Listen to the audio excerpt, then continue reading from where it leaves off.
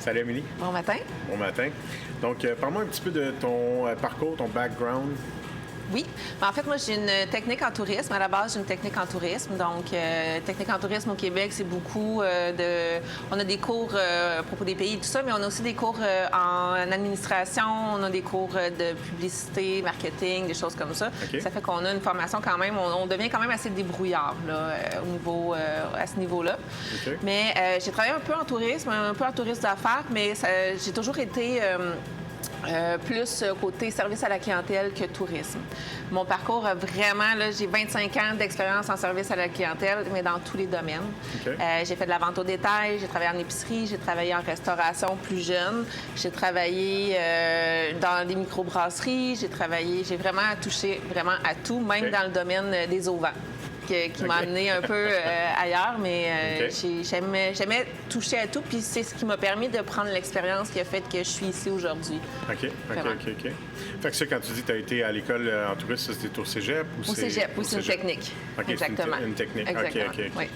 Dans le but de éventuellement travailler dans un hôtel ou dans J'avais pas d'objectif. Je savais pas ce que je voulais faire dans la vie. Puis, c'est souvent, les gens en tourisme, c'est souvent un peu ça aussi. On se retrouve en tourisme parce qu'on sait pas trop ce qu'on veut faire. On essaye des choses.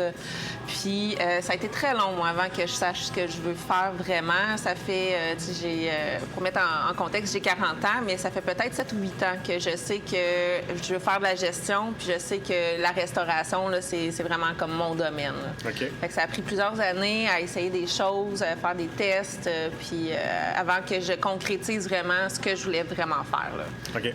Fait que là, d'abord, parle-moi un petit peu de tout ça, là, ton cheminement par rapport à tes autres emplois, peut-être.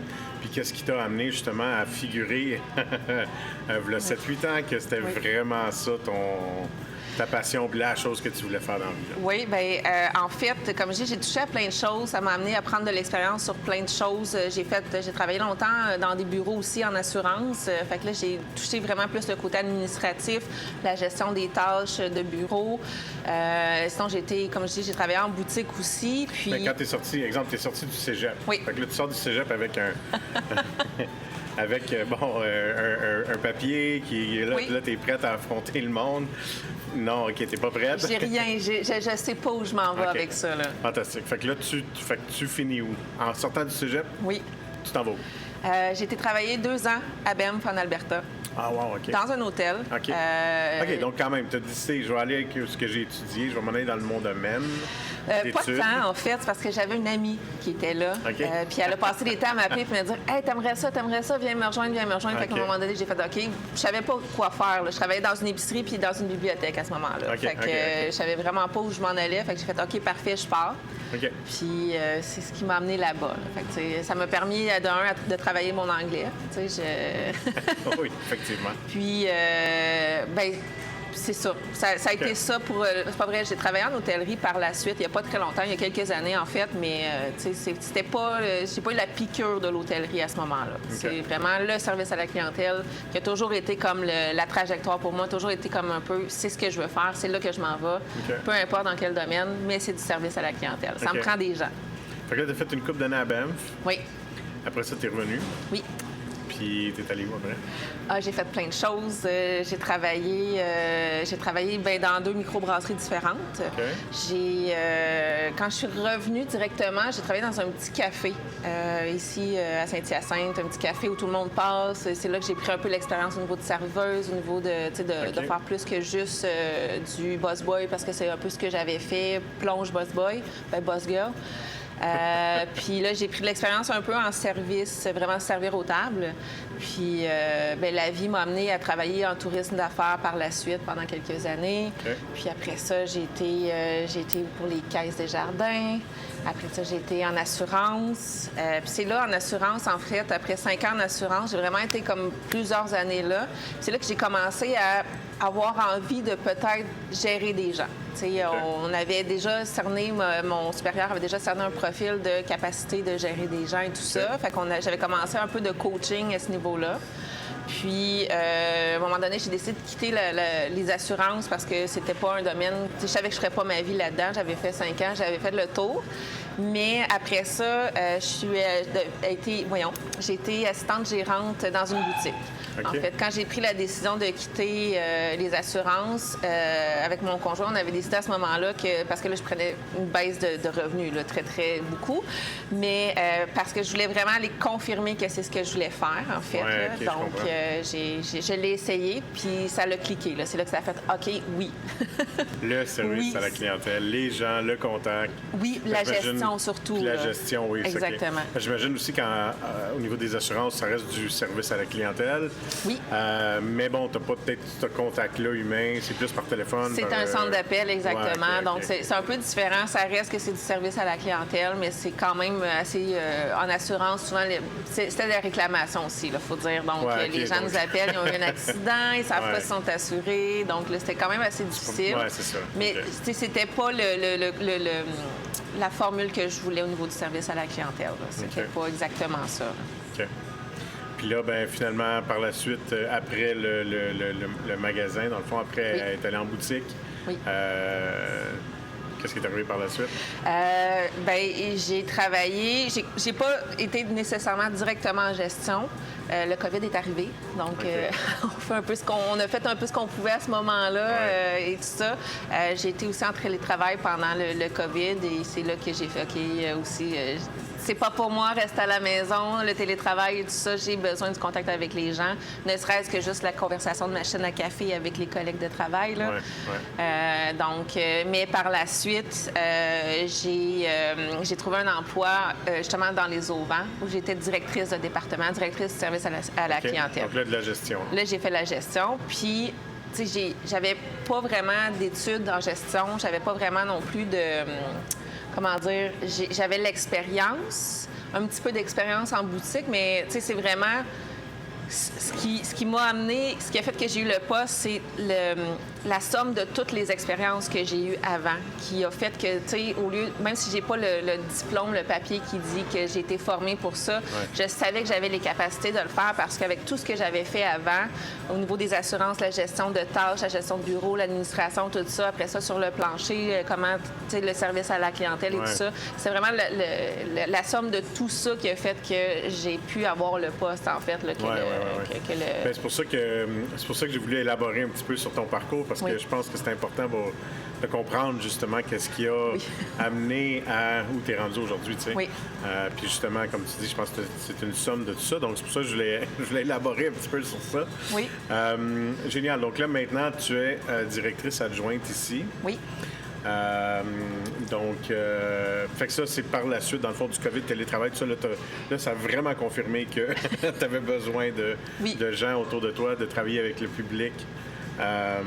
Parfait. Donc, c'est par la suite, c'est là que par la suite, tu es retourné en restauration, c'est ça? Oui, c'est ça exactement. J'avais besoin d'un nouveau challenge. Donc, la vie m'a amenée à être retournée en restauration, en fait. Là, j'ai trouvé un poste de gérante de salle à manger. OK. Puis c'est là que j'ai vraiment confirmé, que la restauration, c'était vraiment ce que je voulais, la dynamique et tout ça. Et la gestion aussi, en même temps, dans le fond, je suis vraiment à ma place, je suis vraiment sur mon hit. Fait que après ça, c'est ce qui m'a amenée à devenir directrice adjointe ici. OK, super. Donc, en tant que directrice adjointe, c'est quoi tes tâches, tes responsabilités peut-être au quotidien ici? Ça touche plusieurs choses.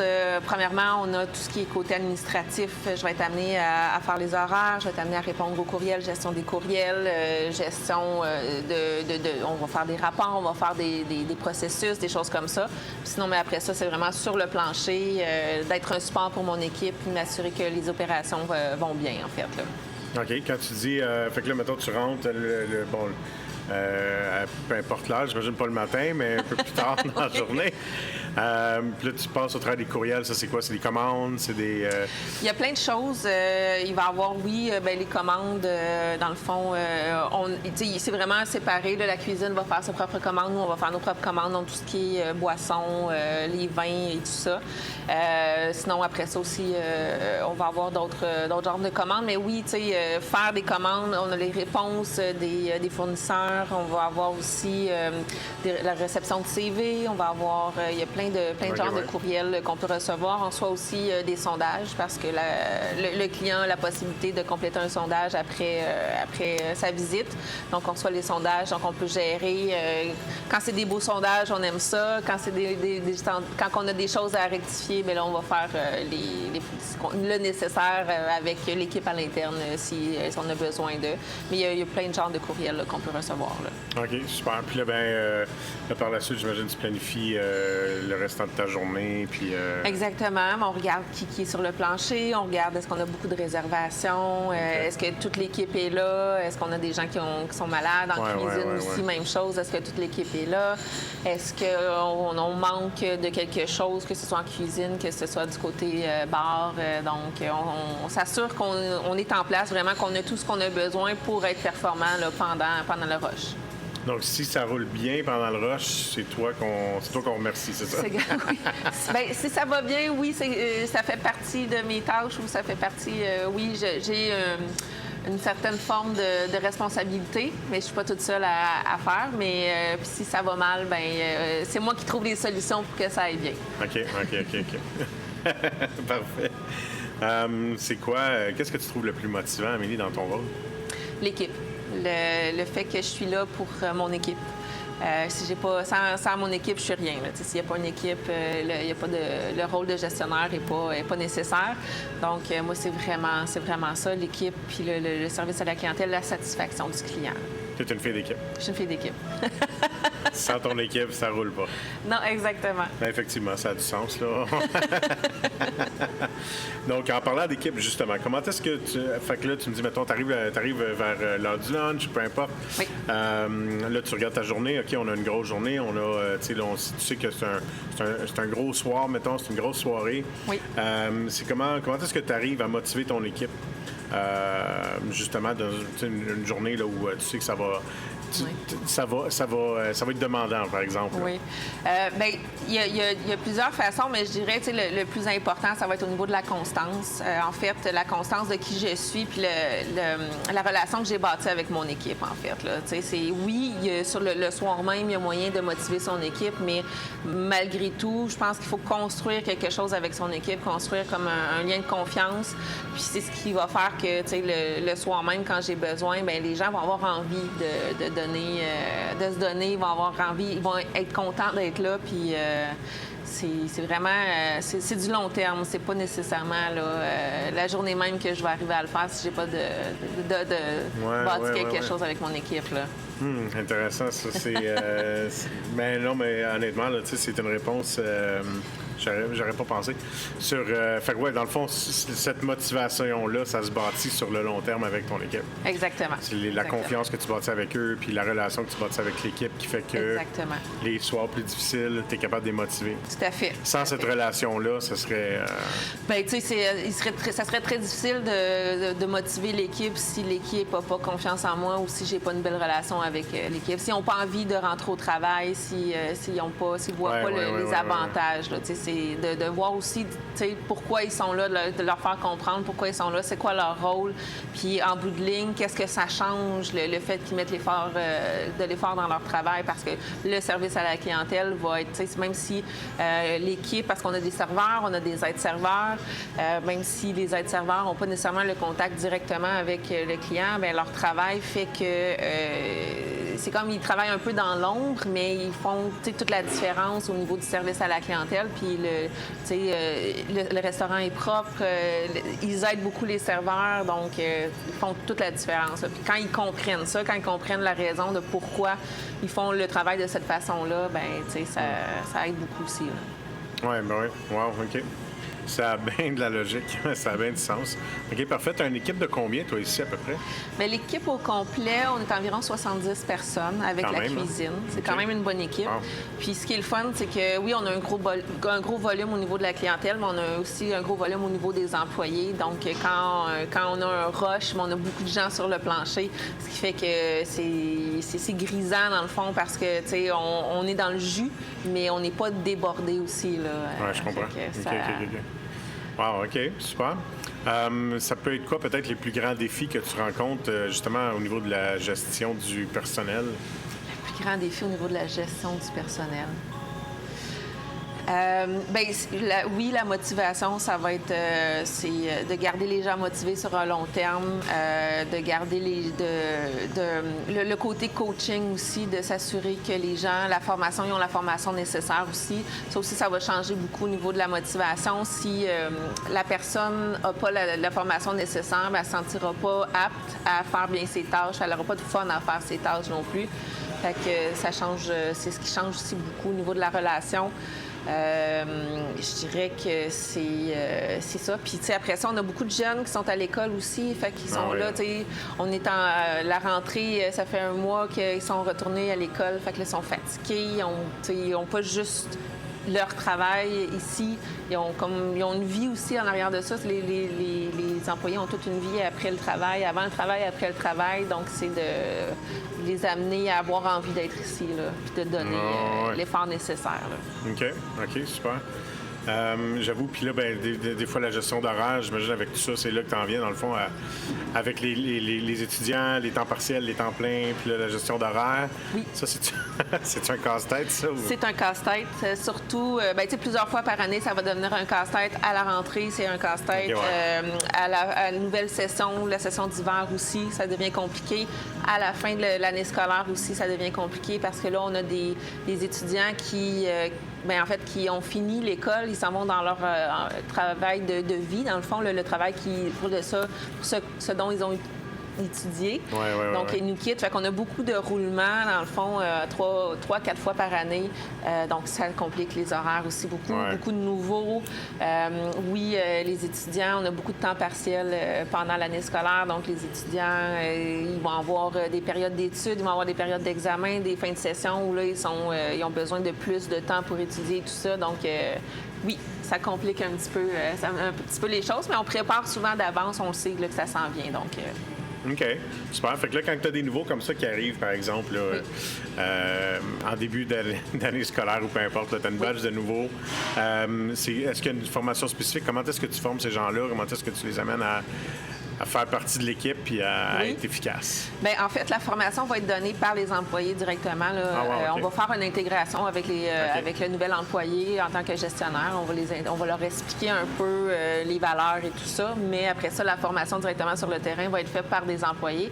Des employés qu'on choisit parce qu'ils ont la capacité ils font bien leur travail au départ. Puis on sait qu'ils vont être capables de bien transmettre l'information. Puis, c'est sûr qu'en tant que gestionnaire, on est plusieurs gestionnaires ici, mais on va suivre un peu aussi le parcours. Le parcours, le progrès. Donc, mais oui, tu sais, il faut le montrer, il faut prendre le temps d'expliquer. On a des normes en tant que restaurateur, donc il faut suivre les normes, que ce soit de propreté, les normes d'hygiène, les façons de faire, comment on sert un client par la gauche ou par la droite, des choses comme ça. Donc, la base, là. Mais oui, on fait pas n'importe quoi. Non, c'est vraiment génial. OK, fait que même la formation se fait en équipe, ça se fait tout le monde. Oui, exactement. Okay. Je pense que ça amène beaucoup de bons aussi parce que des fois, un nouvel employé va être placé avec plusieurs personnes sur des corps différents. Puis ça amène tout le monde a sa façon de faire, tout le monde a ses différentes. Donc, ça amène aussi, chacun met sa couleur. Puis la personne prend le meilleur de tout ça. En fait, le nouvel employé prend le meilleur de toute la formation qu'il a reçue. Là. Fait que... OK, super. Parfait. Comment est-ce que tu gères peut-être les situations de conflit avec, peut-être en premier entre collègues, par exemple, dans ton équipe? Entre collègues. Ça doit arriver des fois, j'imagine. Ça arrive. Je dirais qu'ici, ça arrive pas beaucoup. On est chanceux, on a une belle équipe qui se soutient, qui se tient. Donc, on n'a pas beaucoup de ça à gérer. Mais tu sais, c'est toujours de prendre le temps de s'expliquer, de prendre le temps aussi de comprendre la situation. C'est souvent au niveau de la communication. La communication, c'est mal faite entre deux personnes. Puis, donc, une fois qu'on a compris ce qui se passait, on est capable de rectifier beaucoup. Puis c'est aussi beaucoup la même chose avec les clients. En fait, des fois, c'est des erreurs de communication où le client a mal compris quelque chose. Sinon, si le client n'est pas satisfait, on va chercher à satisfaire le client. Là. Si au niveau de la nourriture, s'il n'est pas content au niveau de la nourriture, on va vérifier qu'est-ce qui fait qu'il n'est pas content pour être capable de rectifier. Est-ce que c'est parce que c'est pas assez chaud? Est-ce qu'on doit réchauffer? Est-ce que c'est parce qu'il n'aime pas le goût? Est-ce que l'erreur vient de nous? Est-ce que c'est nous qui avons mal fait? fait l'assiette ou est-ce que c'est le... Tu sais, il y a plein de choses, mais le but, c'est d'aller, toujours de bien comprendre le problème pour être capable de le résoudre de la meilleure façon possible. OK, donc être à l'écoute là, avec le client. Là. Oui, le client, les employés, c'est l'écoute, c'est la base. Super. Puis ça, c'est toi qui es appelé à, si, exemple, il y a un problème à une table là, parce que le client est insatisfait. C'est toi qui es appelé à aller rencontrer, parler avec le client. Oui, mais comme je te disais tantôt, on est plusieurs gestionnaires, donc c'est pas nécessairement juste moi, mais un des gestionnaires. Puis ici, ça fait vraiment partie des valeurs que on veut on veut pas que la relation entre le serveur et le client soit brimée. Donc c'est vraiment le gestionnaire qui va venir gérer le problème pour qu'après ça, il n'y ait pas de malaise entre le serveur et son client. Donc, c'est vraiment nous qui va être appelés à gérer cette situation-là. OK. Donc, fait que là, pour enchaîner là-dessus, c'est quoi, selon toi, l'excellence du service à la clientèle? Comment tu décrirais ça en tant que directrice adjointe? Il y a plusieurs niveaux au niveau du service à la clientèle. Il va y avoir la relation entre le serveur et le client. Que le serveur va prendre le temps, justement, de découvrir c'est quoi le besoin du client. Est-ce que le client vient juste pour manger ou le client vient pour vivre une expérience? Le client, des fois, il y en a qui viennent vraiment juste parce qu'ils veulent combler le besoin de ils ont faim puis ils veulent manger. Puis il y en a qui veulent vivre une expérience. Donc, déjà, le serveur doit trouver ce que le client recherche, mais d'écouter aussi pour mieux le conseiller, tout ça. Mais après ça, c'est tous les gens qui vont travailler ici vont faire une différence. C'est-à-dire que le service à la clientèle commence avec l'hôtesse ou l'accueil. Le client, s'il y a un bel accueil, ça va se refléter après ça dans tous les autres services, que ce soit le serveur, que ce soit l'aide-serveur qui va venir à la table apporter la nourriture, peu importe qui va être impliqué par la suite. S'il y a déjà, ça commence bien, on a tendance à dire que le reste va bien aller. Mais si le client arrive et qu'il n'y a pas un sourire de l'hôtesse ou de la personne à l'accueil, ou s'il n'est pas bien, il n'est pas accueilli, comme il n'est pas pris en charge les gens partant, bien, ça va changer beaucoup le ton souvent. Là. Ça va être plus dur de ramener. Mais il faut que tout le monde mette vraiment l'effort à la roue là, pour s'assurer que le service à la clientèle de A à Z se passe bien. Pour que le lendemain, quand tu rentres, puis tu as tes courriels, dans le fond, tes sondages sont impeccables. Le lendemain, ou des fois, c'est presque instantané. Hein. Le client part, puis on reçoit des courriels, puis on sait, OK, bon, parfait, c'était ce client-là. Wow, OK. Super. Parfait. Comment est-ce que tu... donc, justement, au niveau de l'ambiance et tout, de l'expérience, un client, mettons, qui vient pour avoir une expérience dans le restaurant. Oui. Est-ce qu'il y a quelque chose que vous changez au niveau de... Là, tu me dis, le serveur, lui, s'adapte, mais au niveau du restaurant comme tel et tout, y a-tu quelque chose que vous changez pour ce client-là ou non? C'est tout simplement... Pas vraiment, en fait. On offre...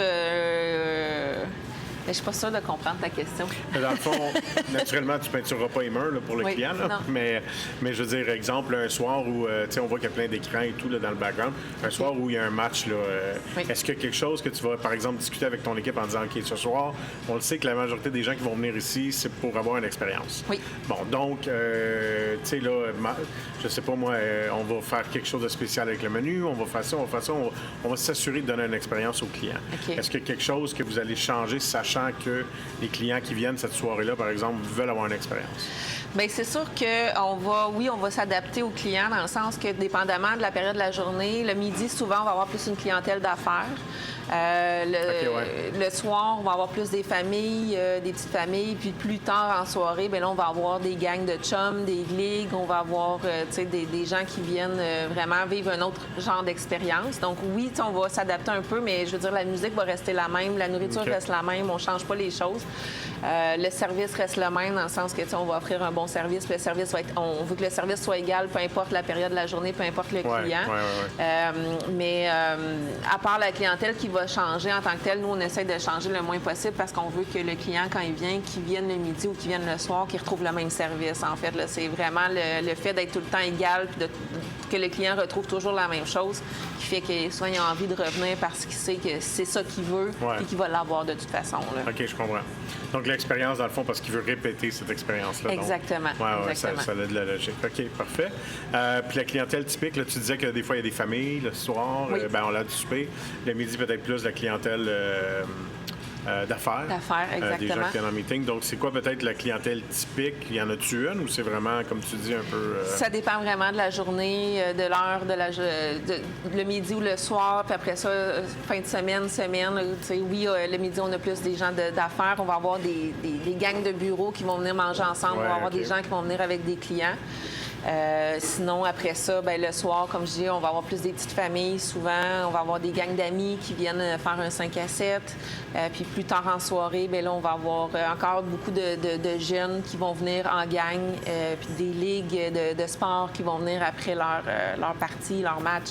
Donc, c'est vraiment, ça bouge beaucoup dans la journée, là. OK. Super.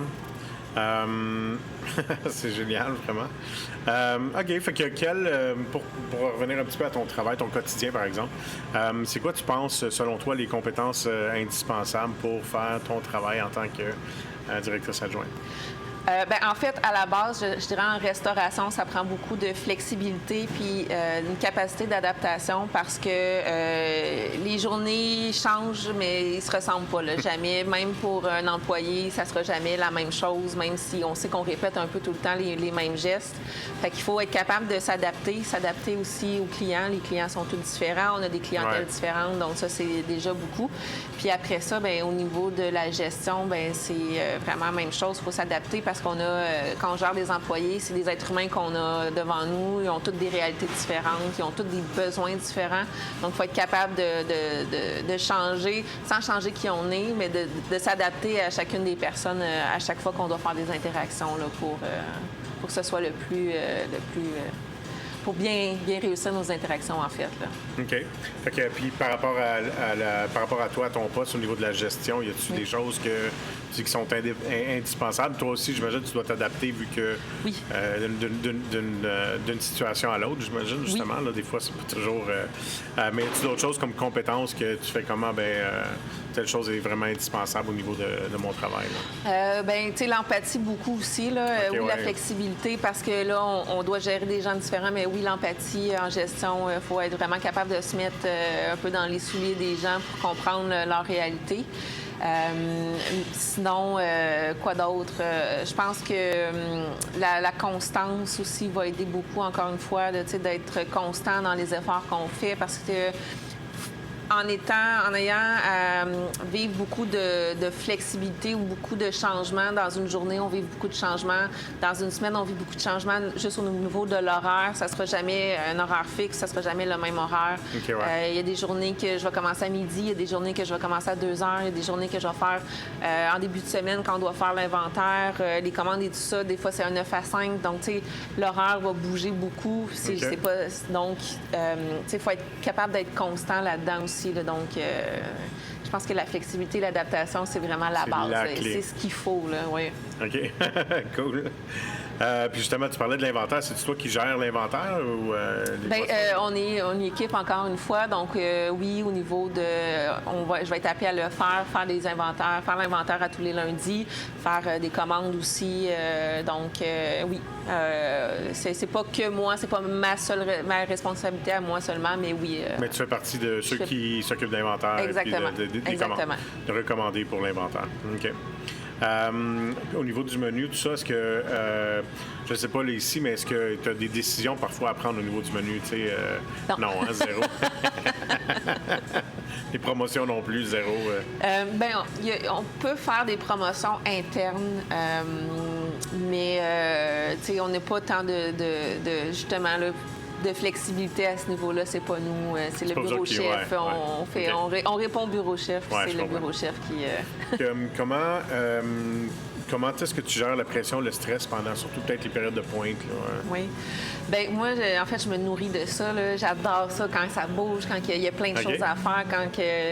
Donc, c'est sûr que, tu sais, à un moment donné, on vient à un niveau où, tu sais, il faut être capable de se ramener, là, quand même. Là, même si j'aime ça, il faut qu'à un moment donné, que je respire puis que je prenne un pas de recul, là, puis que, tu sais, Mais moi, c'est ce qui me... Tu carbures à l'adrénaline. C'est ça, exactement. Là, pendant ce temps-là, on le sait que des fois, c'est épuisant, on va se dire un rush, mais on le sait que ça va finir à un moment donné. Là, fait qu'il faut juste, comme toujours... rester motivé puis se dire, il faut encore offrir le meilleur service à la clientèle. Là. Fait que... Puis au niveau du stress de l'équipe, des fois, est-ce que tu ressens ce stress-là, des fois, de l'équipe? Oui, oui, beaucoup. Puis là, c'est là que il faut prendre le temps, des fois, d'aller voir les gens puis leur dire, OK, c'est correct. Y a-t-il quelque chose que je peux faire pour t'aider? Ou, respire, c'est correct, ça va bien aller. Tout le monde vient un peu... dépasser des fois là, dans une période de rush, surtout quand c'est sur plusieurs heures. Là. Un midi, un rush va durer 1 heure, 1 heure et demie, 2 heures maximum, mais le soir, ça peut durer 5 heures un rush. Là. Donc, c'est pas pareil, là. On est ailleurs. Là. Donc, il faut... mais oui, c'est mon rôle, en fait, justement, de supporter l'équipe puis de voir quand ils sont un peu surmenés, là, puis les ramener un peu, là, puis de voir si je peux, justement, donner un coup de main... Puis à la fin d'un rush, là, exemple, un rush qui dure comme ça 5 heures, mettons, comme tu viens de décrire. Un gros rush, ça roule, c'est trippant, tout le monde trippe. Est-ce que tu fais un genre de rencontre-réunion à la fin, débrief, voir comment ça a été, puis, On essaye de le faire, on le fait pas tout le temps. On va souvent le faire en début de quart, là, avant le rush, pour justement motiver l'équipe, pour qu'ils sachent qu'est-ce qui s'en vient, tout ça, au niveau des réservations, s'il manque des choses, des trucs comme ça. On essaie souvent de le faire aussi à la fin du rush, pour comprendre, surtout pour comprendre quand ça s'est mal passé ou qu'est-ce qui s'est mal passé, pourquoi ça s'est mal passé, est-ce qu'il y a des choses qu'on peut changer. Des fois, c'est hors de notre contrôle. Il y a des journées, des situations où, peu importe ce qu'on aurait fait, ça aurait mal tourné de toute façon. Mais souvent, en fait, c'est des choses qu'on aurait pu faire différemment, en fait. Okay. Fait que, on essaie de le faire le plus possible. OK. Dis-moi, Amélie, qu'est-ce qui te rend le plus fier de ton parcours jusqu'à maintenant? C'est surtout qu'inconsciemment, je suis rendue ici. J'ai fait ce qu'il fallait pour me rendre jusqu'ici, en fait. Là, parce que il y en a des cours qui se donnent pour la gestion d'employés et tout ça. Puis j'ai pas eu à passer par là. C'est vraiment que j'ai voulu toucher à plein de choses, puis j'ai voulu essayer plein de choses, qui fait que je suis allée chercher l'expérience nécessaire pour arriver où je suis présentement. Là. OK. C'est ça qui te rend fière, là. Le fait de l'avoir fait par toi-même. Puis... oui, effectivement. Puis d'avoir un peu suivi mon instinct, puis d'avoir voulu essayer plein de choses, qui fait que, Je vais t'avouer, justement, le fait, parce que, surtout quand on est plus jeune un petit peu, puis on passe au travail à l'école et tout, on a tendance à penser qu'il faut absolument passer par l'école, passer par les cours pour apprendre ces choses-là. Puis je parle à beaucoup de monde, puis souvent, c'est des choses qui s'apprennent sur le terrain. Maintenant, je dis pas que c'est pas bon d'aller à l'école ou que c'est pas bon d'apprendre ça sur les bancs d'école, au contraire.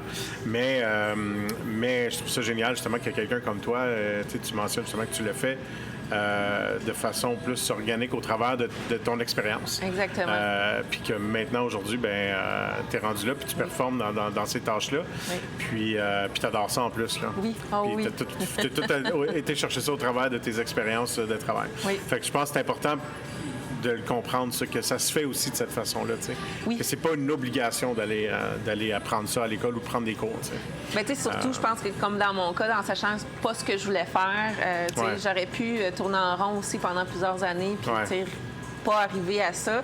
Mais je pense qu'il y a une partie de moi qui, comme je dis un peu inconsciemment, je me suis amenée moi-même vers ça aussi. Ouais. Mais j'ai compris il y a longtemps que le service à la clientèle, c'était ce que je voulais faire. Fait que je suis restée là-dedans en me disant, je vais aller, ça va débloquer à quelque part, certainement. Bien, un autre point important, c'est ça, je pense que tu es fier à tes instincts aussi. Là. Oui. Je veux dire, jusqu'à un certain point, tu te dis, j'ai découvert que justement, c'était le service à la clientèle, puis tu t'es écouté, tu as suivi, puis tu as été dans ce que... Exactement. Ça aussi, c'est important, parce qu'il y a des gens, des fois, qui ils suivent pas nécessairement le feeling qu'ils ont, l'instinct là, à ce niveau-là. C'est ça. OK. Mais j'aime ça comme réponse, c'est bon. Puis, en fait, je voudrais juste rajouter de ne pas hésiter aussi quand on a des opportunités. T'sais, moi, j'ai des supérieurs qui ont cru en moi, qui ont vu mon potentiel, puis qui m'ont offert des opportunités des fois. Que, au début, je me souviens de plus jeune, au cégep, par exemple, on m'avait offert des postes à l'épicerie, des postes de plus de gestion, c'est moi qui ferais les clauses et tout ça, puis d'avoir une clé. Puis je voulais pas de responsabilité. Il y a eu une période de ma vie où je voulais pas de responsabilité parce que j'avais pas confiance en moi. Je pensais pas que j'avais les capacités de le faire.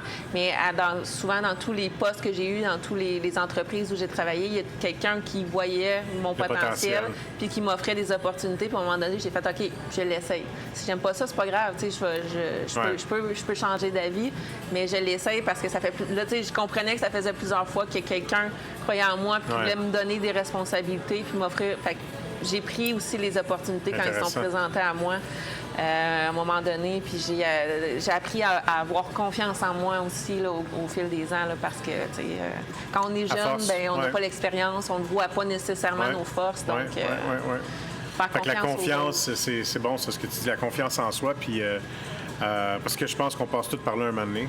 Oui. Peu importe le projet, peu importe ce qu'on fait dans la vie, je pense qu'il y a toujours, au début, initialement, peut-être un manque de confiance jusqu'à un certain point. C'est nouveau, on ne sait pas trop, on se lance. Exactement. Mais aussi de reconnaître les opportunités puis de les saisir. Oui. Parce que ça, je l'entends souvent aussi, les gens qui ont... ils me disent, c'est grâce à une opportunité. J'ai su reconnaître l'opportunité puis je l'ai saisie. Oui. Puis souvent, des fois, dans la vie, on a des opportunités qui se présentent puis on les saisit pas nécessairement. Oui, on a peur. Par peur, exactement, par peur, par crainte d'échouer ou des choses comme ça. Oui. Puis ça fait en sorte que on passe à côté carré. Oui. Puis même si on aurait pris l'opportunité puis on aurait échoué, bien, c'est pas grave, on aurait appris justement de cet échec-là. On aurait su que peut-être c'était pas pour nous, peu importe. Mais... C'est ça. Fait que je pense que le point que tu viens de faire là est extrêmement important. Super. Oui. Merci. Si tu pouvais changer quelque chose dans ton métier, une chose dans ton métier, ce serait quoi?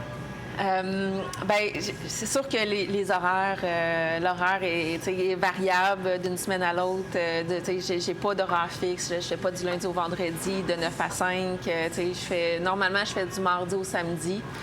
Puis ben, après ça, ben, c'est selon les besoins aussi.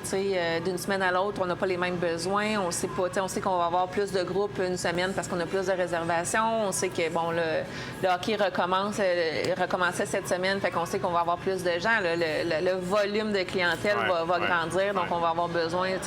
Donc, mon horaire est vraiment conçu en fonction des besoins de l'entreprise. Donc, c'est le côté qui est plus, je dirais, plus difficile, mais sinon... Fait que l'horaire, peut-être avoir un horaire plus stable, ce serait peut-être la chose que tu changerais, là. Oui, mais ça fait partie... Pour peut-être aussi balancer la vie... je ne t'allais pas te poser cette question-là, mais au niveau de la vie maison, la vie... personnelle. Ta vie personnelle versus, exactement, ta vie, ta vie au travail. Avoir peut-être une meilleure balance à ce niveau-là. Ben oui, mais en même temps, ça fait partie, c'est ça la restauration. Il n'y a pas juste moi qui le vis comme ça. Tous les employés ont des horaires qui sont différents d'une semaine à l'autre, des heures différentes aussi d'une semaine à l'autre. Donc, on est tous dans le même bateau. Là, ça fait partie de la game. Ça fait partie de la game. Cool. Fait que, dernière petite question pour toi. Quel conseil est-ce que tu donnerais à quelqu'un qui veut devenir directrice adjointe ou dans la gestion, éventuellement en restauration? Oui. Moi, je dirais de ne pas avoir peur d'essayer des choses, de différents domaines. Bien, c'est sûr que là, en restauration, je dirais peut-être d'essayer différents restaurants parce que c'est pas tous les restaurants qui ont les mêmes valeurs. Ou comme on a des restaurants à déjeuner, tu vas te lever à 5 h le matin, mais tu vas avoir fini à 3 h l'après-midi. Donc, si tu es plus matinal, bien, c'est peut-être quelque chose de différent, qui est plus adapté pour toi. Alors que, comme moi ici, bien, on ferme quand même très tard. On ferme à 11 h, minuit, 1 h le soir. Là, donc, c'est d'autres choses. Mais d'essayer aussi, c'est pas la même qualité qui est partout, de toucher plein de choses, puis de ne pas avoir peur, justement, de prendre l'expérience. Moi, j'ai fait de la plonge, j'ai été boss girl, j'ai commencé en bas de l'échelle aussi. Je ne suis pas arrivée en restauration directrice adjointe. J'en ai fait des choses en restauration, pas juste en service à la clientèle, mais en restauration, qui m'ont amenée à... je comprends tous les départements ici. Je sais comment ça fonctionne en cuisine, je sais comment ça fonctionne à la plonge, je sais qu'on est tous reliés ensemble et tout ça. Donc, ça aide beaucoup à la compréhension du poste. Effectivement. Il faut peut-être une vue de 360, exactement. Là, donc, OK, excellent conseil. Bon, ben écoute, je te remercie énormément. C'est fort intéressant. J'avais hâte de te parler, justement. C'est génial. Fait que merci beaucoup, Amélie. Merci. Et puis, bonne continuation. Merci beaucoup.